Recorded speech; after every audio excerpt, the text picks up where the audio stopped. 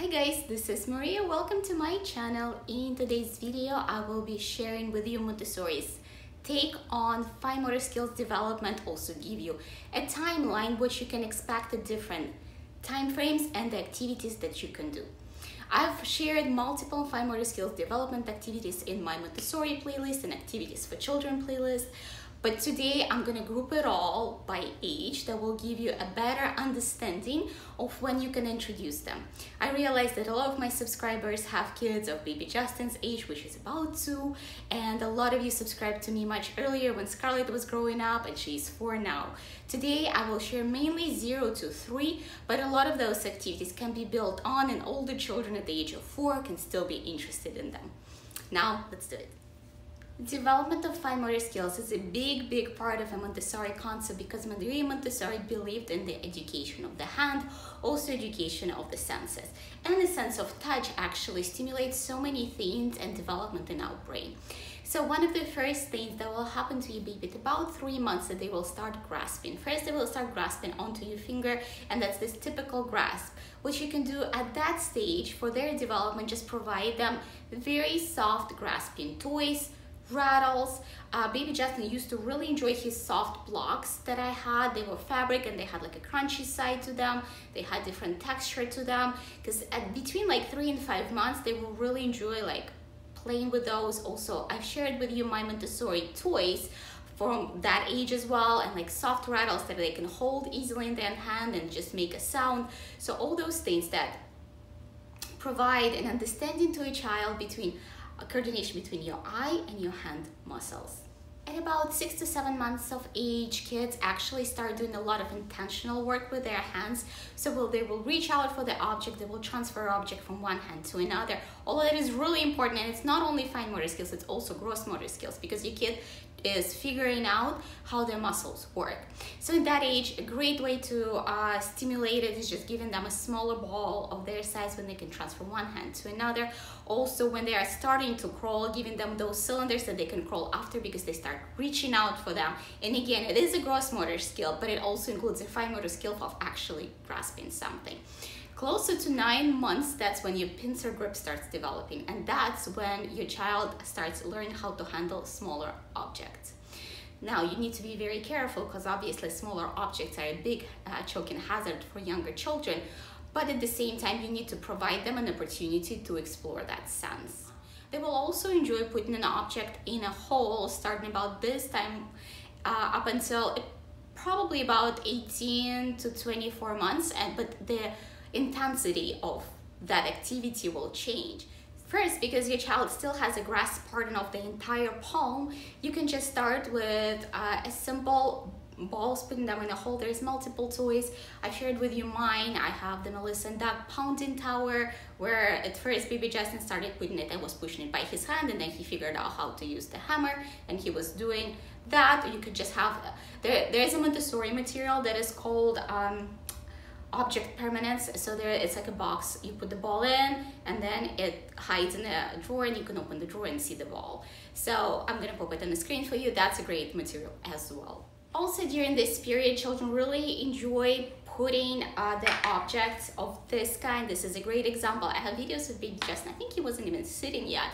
He already enjoyed just taking them out and putting them in, and it's a really age appropriate. Up until about 11 to 12 months, he was all over it. It was a great way to practice this skill. At about that same age, close to 12 months, is when we introduced the busy board, though baby Justin enjoyed it much earlier than that because we had one for Scarlett, so he had access to it. But what our busy board had, it had keys that you could put in the keyhole. There was multiple objects to try, to touch. So opening and closing. I also had a puzzle that had like little doors that you can close and open, so the kids enjoy that kind of work. And closer to 14 months, that's when you can start introducing posting. So what posting is, and if your child is interested early, you can do it, but it's like that age, 12 to 14 months, when they start getting interested in it. It's again putting an object in a hole, but it's a more precise action because the hands work better together now. And as a posting, I use just salt and pepper shakers that were empty. I picked it up, I think in Publix or some kind of grocery store, and I just cut up the popsicle sticks. They're softer paper kind of sticks, and he was putting it in and out, in and out. He still enjoys it at 24 months, but now it takes him way too little time. But back then, for him to be able to stick it in that hole was really difficult. Sometime at the same age is a great way to introduce the beadwork. Beadwork can be different things. So what I would start with something chunkier, and then you can move on to smaller objects. For example, you can cut up a simple straw and buy a soft needle in the craft store, put a thick thread in it, and let your kid thread on the straws. I've done this activity with Scarlett, so I'll try to find that video. Then you can progress with it. As they get better and better, the beads can become smaller, the thread can become smaller, and the needle. So you can actually downsize, because as they get older, the ability to use the fingers and the muscles in their fingers. The next step in development of hand-eye coordination, at about, actually for my kids, about 15 months, is scribbling. Scarlett started scribbling at 15 months, and baby Justin, watching her, started scribbling pretty much at the same age. What you want to look out for, try to give them shorter pencils or pens or markers, so it's easier for them to grasp and correct their grasp. If your child is still grabbing to it at about 15 to 18 months this way, you might want to correct them to go to a 3-point grasp with 3 fingers, and eventually they will grow into our grasp at about 2.5. So once you understand the concept, you can come up with many activities on your own. And in Montessori, a lot of the activities are done with everyday objects, so you don't really have to buy Montessori materials for them.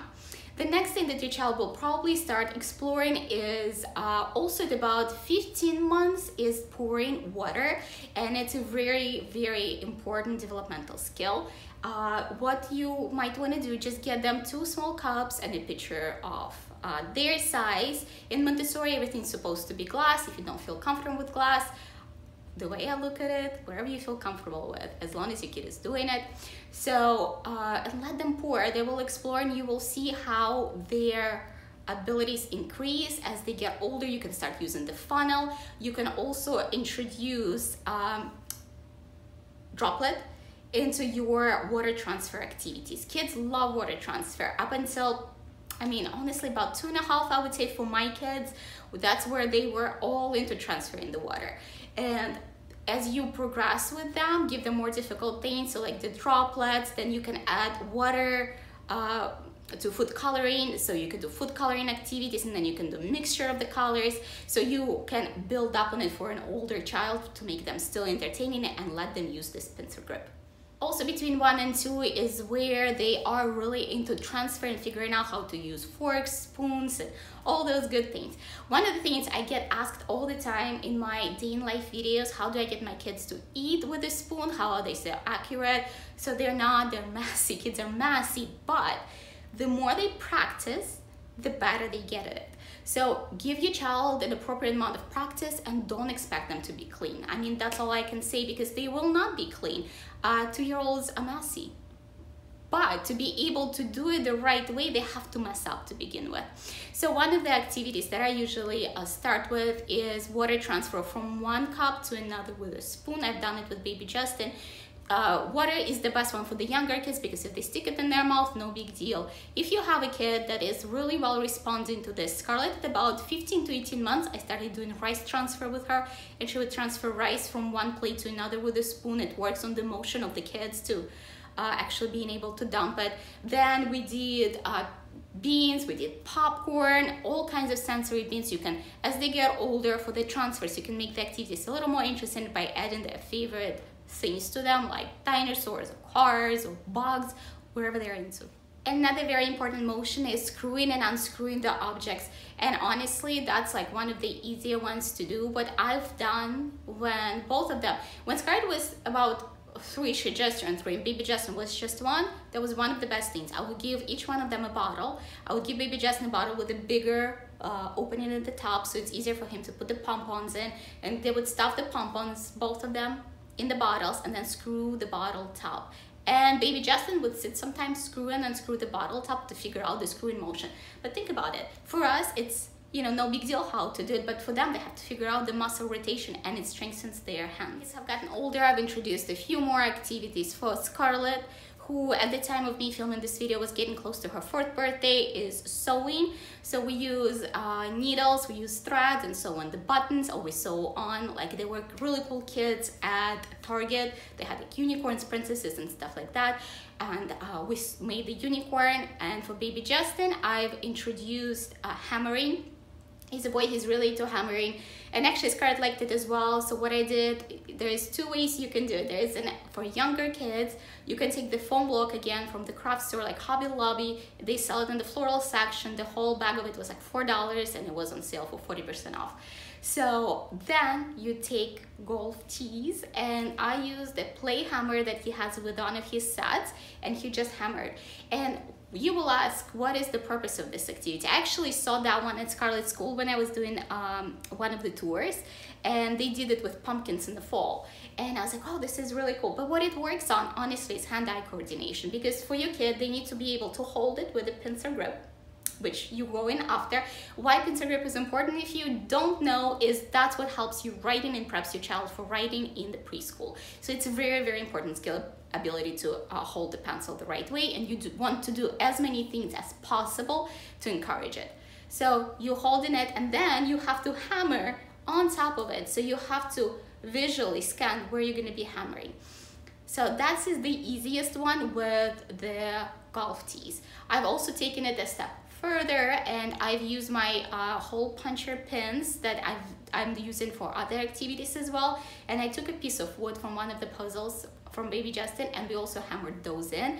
That one is actually a little bit more difficult for little hands, but like my 4-year-old that you can see on the screen, she was really good at it. So I would say Justin did pretty well with it as well, and he was really proud of himself when he accomplished it.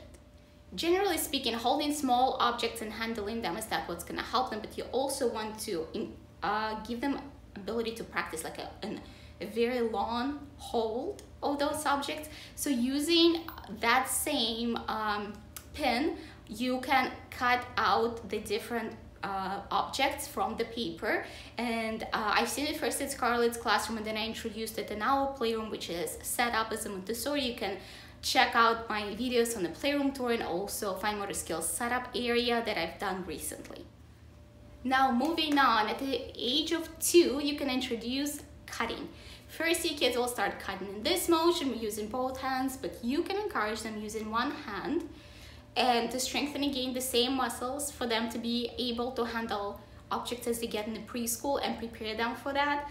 Cutting is very important. At first, they just need to cut basically, and you need to stabilize their hands so they're not going all over the place.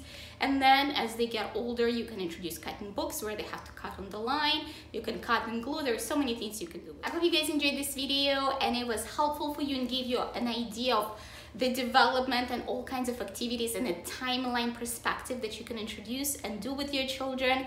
If you love what you see, make sure to give me a like, subscribe to my channel for more content of this kind, and I will see you soon.